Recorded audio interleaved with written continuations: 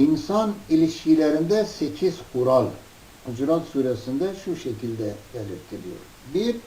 Fetebeyyenu, size gelen haberleri araştırın. Doğru mu, yalan mı, yanlış mı olduğunu öğrenin. Ondan sonra o haberi konuşun, yayın. Yoksa öyle her kulağınıza geleni yaymayın, konuşmayın. İkincisi, ve aksitu, daima adaletli olun.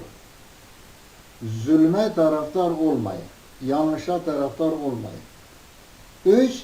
Feslihu, insanların arasını düzeltin. Bozmayın.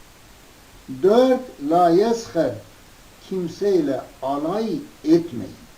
Ola ki alay ettiğiniz insan sizden üstün olabilir. 5. Kötü lakaplarla birbirinizi çağırmayın. Kur'an'da ve la tenabezu diye geçiyor. 6. Ve la telmizu, birbirinizde kusur bulmaya çalışmayın, kusur aramayın. 7. İştenibu kesiren minezzenni, zanların çoğundan sakının. Kötü zanlarda bulunmayın. 8. Ve la tecessesu, kimsenin kusurlarını araştırmayın.